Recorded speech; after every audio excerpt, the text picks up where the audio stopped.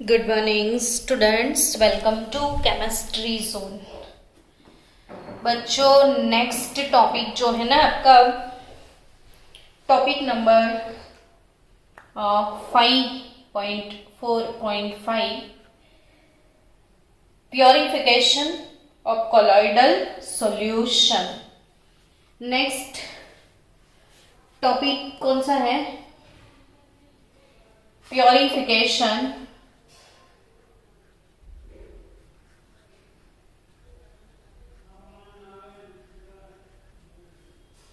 of colloidal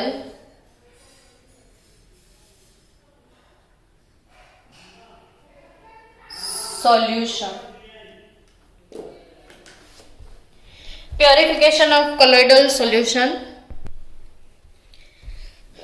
purification क्यों जरूरत पड़ गई प्योरिफिकेशन की? तो प्योरिफिकेशन की जरूरत तो उनको ही होती है ना जिनके अंदर इम्प्योरिटीज होती है ना बच्चों। So there are impurities in the salt prepared by different methods, and this is because of the presence of electrolyte and other soluble substances, and which are also present as a impurity. So बच्चों, ये impurity जो है अगर कम amount में थोड़ा electrolyte है तो वो सॉल्ट को स्टेबल बनाता है।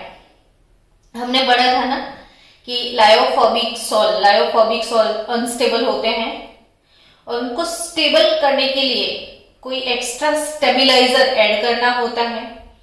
सो बच्चों, समझो कि हमारे कोई भी कॉलॉइड में थोड़ा बहुत एक्स्ट्रा इलेक्ट्रोलाइट और होगा तो उसको स्टेबल बनाएगा, लेकिन अगर वो लार्जर प्रपोर्शन में है तो वो उसे अनस्टेबल कर देगा, यानी कि उसकी स्टेबिलिटी डाउन हो जाएगी, कोएगुलेशन हो जाएगा, कोएगुलेशन। सो इसको कोएगुलेशन से बचाने के लिए प्योर करने की बहुत ज्यादा जरूरत होती है, और इसके लिए जो टेक्निक हम यूज करते हैं वो ही सीखना है। सो आज का टॉपिक है प्योरिफिकेशन ऑफ कोलॉइडल सॉल्यूशन। इसके लिए कौन सा मेथड हम यूज करेंगे? एक्चुअली प्योरिफिकेशन मेथड, इसको वन वर्ड में कैसे डिस्क्राइब करें वो समझते हैं कि भाई व्हाट इज प्योरिफिकेशन। तो दी प्रोसेस, आप भी लिखते जाना मेरे साथ साथ ताकि आपका प्रिपेयर भी हो जाए। The process used for reducing, the process used for reducing the amount of impurities, to requisite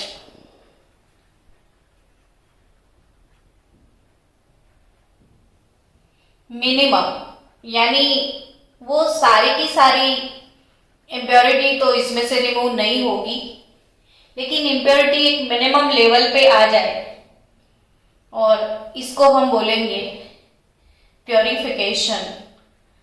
सो बच्चों, what is purification of colloid solution?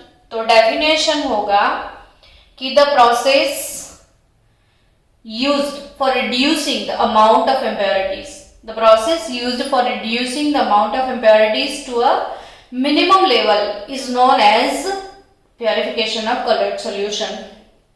So बच्चा लोग, कौन कौन से ऐसे मेथड है जिसको हम यूज करने वाले हैं?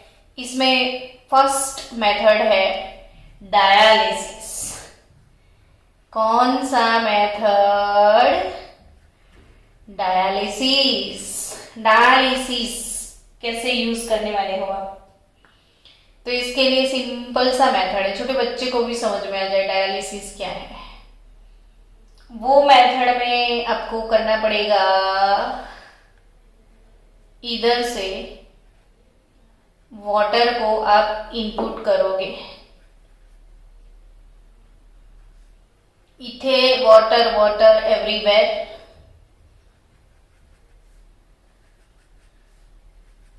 पानी पानी पानी, आज ब्लू है पानी पानी। और बच्चों एक साइड से ये पानी रिमूव भी होता जाएगा, नीचे से पानी आता जाएगा, कंटिन्यूअसली वाटर फ्लो चालू रहेगा और इधर से वाटर आउट भी होता जाएगा। यानी यहां से वाटर इनपुट करोगे, यहां से पानी निकलता जाएगा, इम्प्योर वाटर। तो इम्प्योरिटी पानी के साथ निकल जाएगी। अब इसके अंदर क्या रखना है आपको, तो ये वाले मेथड में हम क्या यूज करते हैं पता है? डायलिसिस का भी डेफिनेशन सीख लो कि it is a process, it is a process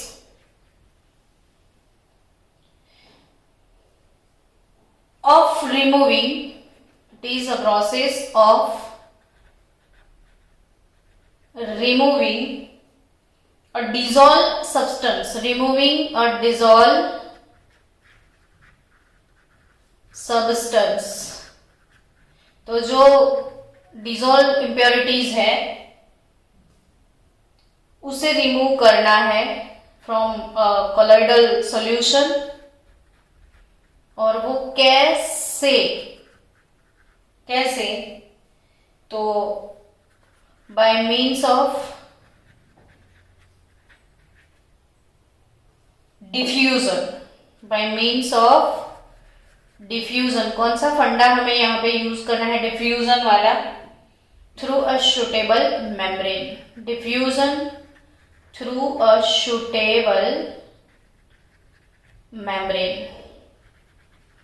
अब ये सुटेबल मेम्ब्रेन क्या होगा, तो ऑब्वियसली चैप्टर 2 सॉल्यूशन जिसमें हमने ऑस्मोसिस के बारे में पढ़ा था, और ऑस्मोसिस वाले टॉपिक में बच्चों अपने सेमी परमिएबल मेम्ब्रेन के बारे में सुना था। कौन सा मेम्ब्रेन?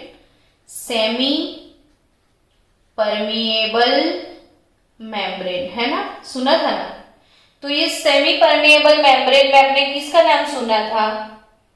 तो parchment paper, cellophane paper, butter paper, ऐसा कुछ सुना था? Parchment paper, cellophane paper, butter paper, वो वगैरह सब। तो cellophane, parchment, butter paper, animal bladder भी एक नेचुरल सेमी परमिएबल मेम्ब्रेन है। तो वैसा ही कोई सेमी परमिएबल मेम्ब्रेन, यहाँ पे आपको सेमी परमिएबल जो भी मेम्ब्रेन है उसका एक बैग बनाना होगा, और उस बैग में वो कोलोइडल सॉल्यूशन आपको भरना है। ये बैग जो है वो किस चीज से बना है बच्चों? सेमी परमिएबल मेम्ब्रेन से। और ये सेमी परमिएबल मेम्ब्रेन की कैरेक्टरिस्टिक है कि जो कोलोइड के अंदर आयंस और मॉलिक्यूल्स होते हैं, ट्रू सॉल्यूशन की मैं बात करूं ना, तो ट्रू सॉल्यूशन जो भी है, ट्रू सॉल्यूशन जिसके आयंस और molecule can pass through membrane but colloidal particle size में बड़े होते हैं, तो वो मेम्ब्रेन थ्रू पास नहीं हो पाते हैं। यानी इसमें ट्रू सॉल्यूशन भरोगे ना तो वो मेम्ब्रेन से पास हो सकते हैं सॉल्वेंट पार्टिकल, लेकिन कोलोइड सॉल्यूशन में ऐसा नहीं होगा क्योंकि साइज इनका बड़ा है, तो ये मेम्ब्रेन के थ्रू पास नहीं होंगे। लेकिन अंदर जो डिसॉल्व इम्प्योरिटी है वो सारी मेम्ब्रेन की वजह से ऐसे पानी में निकल आएगी। इम्प्योरिटीज जो भी है वो ऐसे पानी में निकल आएगी, तो इसके अंदर से जो भी इम्प्योरिटी है उसका डिफ्यूजन हो जाएगा पानी में, और यहाँ से आप वाटर इनपुट करते हो, यहाँ से वाटर बाहर भी जा रहा है, तो वो सारी इम्प्योरिटी पानी के साथ बह जाएगी। समझ गए आप? तो व्हाट इज डायलिसिस? सिंपल सा फंडा है, फिर से समझो। ये जो मेथड है ना बच्चों, जिसे हम साइफोन सिस्टम बोलते हैं, साइफोन सिस्टम। साइफोन सिस्टम किसको बोलते हैं हम? जिसमें एक साइड से वाटर को इनपुट किया गया और दूसरी साइड से वाटर फ्लो बाहर आ रहा है। यहाँ से पानी डालो, यहाँ से निकालो, और अंदर जितनी भी इम्प्योरिटी है वो पानी में आ जाएगी, वो पानी के साथ बहती चली जाएगी। ये कोलॉइड सॉल्यूशन का डायलिसिस हो जाएगा। यानी जितने भी कोलॉइड पार्टिकल्स है ना बच्चों, ये कोलॉइड है, इसके अंदर मेम्ब्रेन के अंदर कोलॉइड को भर दिया गया है। मेम्ब्रेन के अंदर किसको भर दिया है? कोलॉइड को। और मेम्ब्रेन थ्रू ये कोलॉइड पार्टिकल पास नहीं होने वाले हैं। ये सेमी परमिएबल मेम्ब्रेन है, पार्चमेंट पेपर या सेलोफेन पेपर या बटर पेपर का, तो जिसमें इम्प्योरिटीज जो है, डिजोल्व इम्प्योरिटी कोलॉइड के अंदर, वो सारी पानी में निकल जाएगी। यहाँ पे लिखा है it is a process of removing a dissolve substance. कौन सा सब्सटेंस? डिजोल्व इम्प्योरिटी, उसको रिमूव करना है। और डिजोल्व इम्प्योरिटी आराम से रिमूव हो जाएगी, ये मेम्ब्रेन थ्रू बाहर निकल जाएगी और इसका डिफ्यूजन बाहर होने की वजह से पानी में होगा और पानी की साथ वो चली जाएगी। तो ये है डायलिसिस वाला प्रोसेस। अब बच्चों, द एपरेटस, जो भी एपरेटस ये है, ये प्रोसेस के लिए यूज होता है। उस एपरेटस को आप बोलोगे डायलाइजर। क्या बोलोगे ये एपरेटस को? डायलाइजर। तो ये डायलाइजर एपरेटस है, सिफोन मेथड वाला, साइफोन मेथड, इनपुट आउटपुट दोनों है। ये सेमी परमिएबल मेम्ब्रेन है। अब बच्चों ये प्रोसेस थोड़ा स्लो है, तो इसे फास्ट कैसे बनाया जाए? ये स्लो वाले प्रोसेस को फास्ट कैसे बनाया जाए? तो स्लो प्रोसेस को फास्ट बनाने के लिए वही मेथड को थोड़ा अपडेट किया गया है। जो दूसरा मेथड है हमारा इलेक्ट्रोडायलिसिस। इलेक्ट्रोडायलिसिस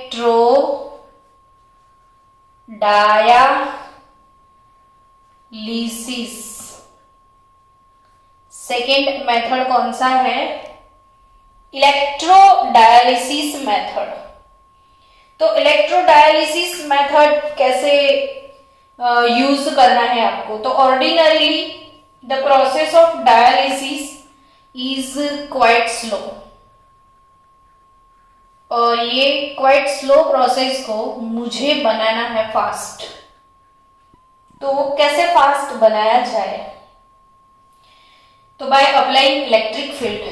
अब वही जो डायलाइजर वाला प्रोसेस था, इनपुट आउटपुट साइफन मेथड, आपको मेथड तो सेम यूज करना है, नया कुछ भी नहीं करना है। वही जो हमने यूज किया था वो बैग सेमी परमेएबल मेम्ब्रेन वाला, जिसके अंदर कोलॉइड सॉल्यूशन भरा हुआ है, इथे वाटर है,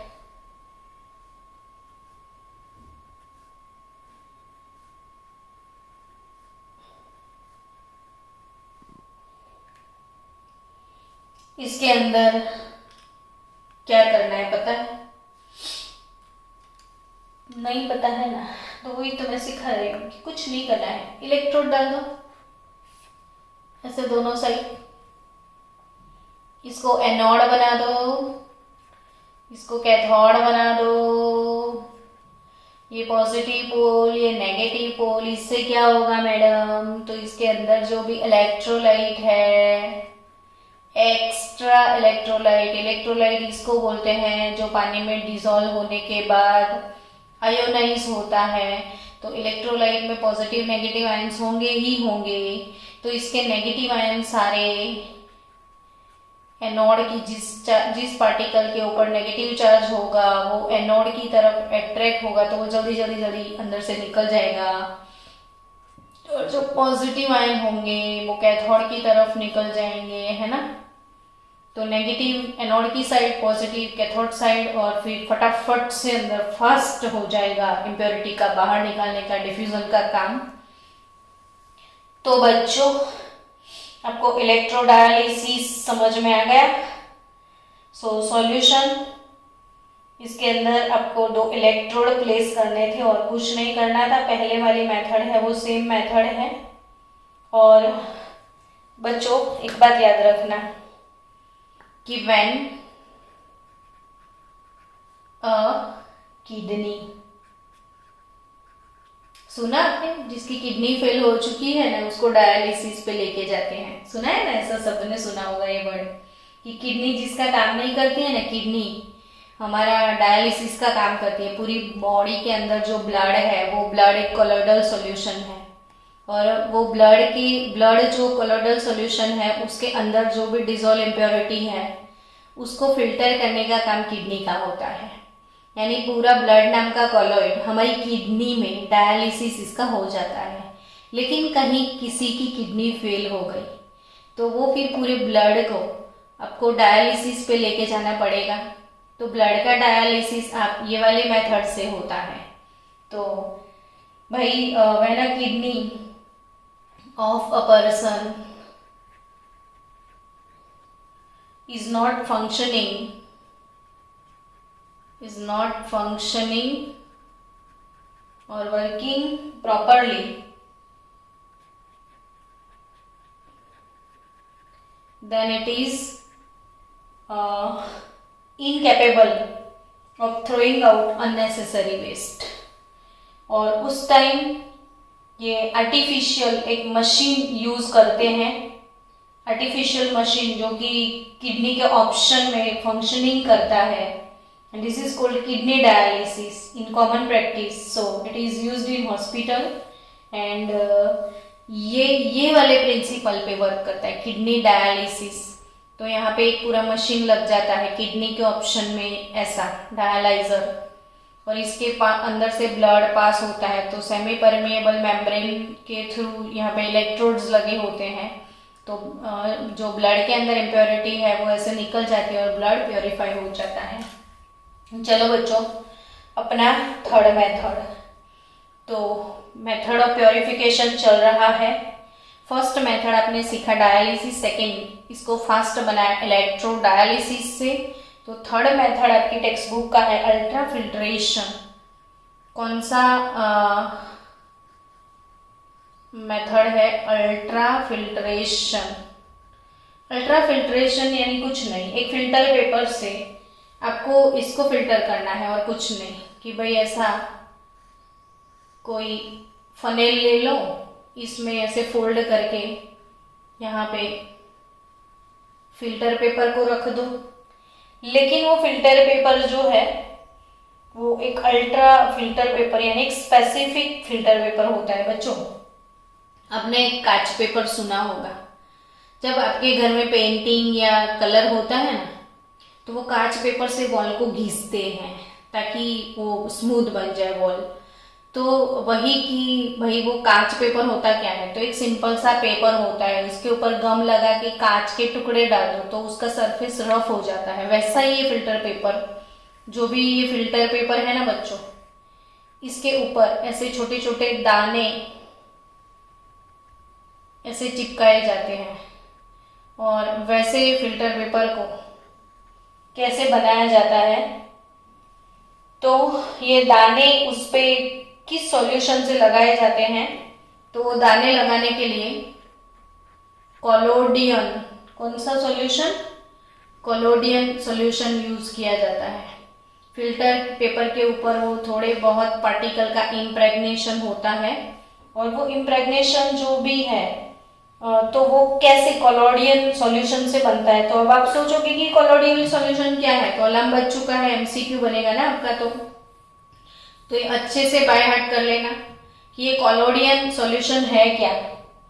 तो कोलोडियन सॉल्यूशन यानी 4% solution, 4% solution of 4% solution of nitrocellulose, nitrocellulose, 4% solution of what? Nitrocellulose।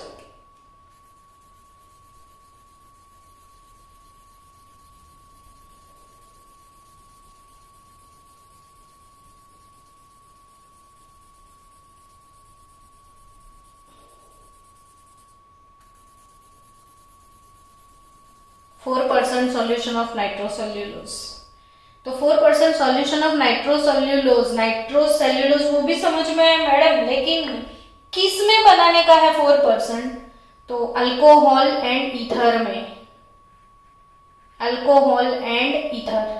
तो यानी एज अ बेस सॉल्वेंट आपको अल्कोहल या ईथर लेना है और इसमें नाइट्रोसेल्यूलोज डिसॉल्व करना है और इसका 4% सॉल्यूशन जो होता है इसे कोलोडियन सॉल्यूशन बोलते हैं। इसमें फिल्टर पेपर को डुबाने का है, डुबाने के बाद उसको ड्राई करना है और उसका हार्डनिंग बाय जो भी इसका हार्डनिंग ड्राई करने के बाद इसका जो हार्डनिंग प्रोसेस है वो फॉर्माल्डिहाइड HCHO फॉर्माल्डिहाइड के साथ होगा।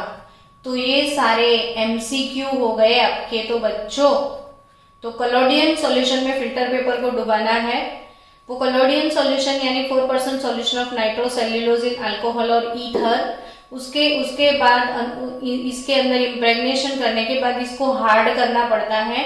तो इसका जो हार्डनिंग है वो फॉर्माल्डिहाइड से होता है और फाइनली उसको ड्राई कर दिया जाता है और इसे बोलते हैं अल्ट्रा फिल्टर पेपर। तो अल्ट्रा फिल्टर पेपर से फिल्ट्रेशन करना है, सिर्फ उसको छानने का काम करना है और कुछ नहीं। इसमें आप कोलोइड डाल दो और फिर थोड़ा प्रेशर अप्लाई करो ऐसे दबाते हुए, तो वो इम्प्योरिटी फिल्टर पेपर के ऊपर रह जाएगी और कोलोइड सॉल्यूशन जो है, तो the colloid particle left on the ultra filter paper, इसके ऊपर सारे कोलोइड पार्टिकल्स आ जाएंगे। इसके अंदर की जो भी इम्प्योरिटीज है, जो भी इसका डिस्पर्शन मीडियम है वो सब चला जाएगा, है ना। अब क्या करना है, तो द कोलोइड जो भी कोलोइडल पार्टिकल है अल्ट्रा फिल्टर पेपर के ऊपर रह भी गए हैं, तो एक फ्रेश डिस्पर्शन मीडियम ले लो और उस मीडियम में इस पार्टिकल को फिर से फैला दो। तो फ्रेश डिस्पर्शन मीडियम लेके इसके अंदर ये पार्टिकल को फैलाना है सिर्फ, और कुछ नहीं करना है। तो फिल्टर पेपर यूज करना है जिसे बोलोगे आप अल्ट्रा फिल्ट्रेशन मेथड। तो चलो बच्चों, एक और टॉपिक आपका खत्म हो चुका है, प्योरिफिकेशन ऑफ कोलोइडल सॉल्यूशन। अब उनके बाद का टॉपिक आप पढ़ने वाले हो प्रॉपर्टीज ऑफ कोलोइडल सॉल्यूशन। तो नेक्स्ट टॉपिक होगा प्रॉपर्टीज, लेकिन इसके पहले ये हो गया।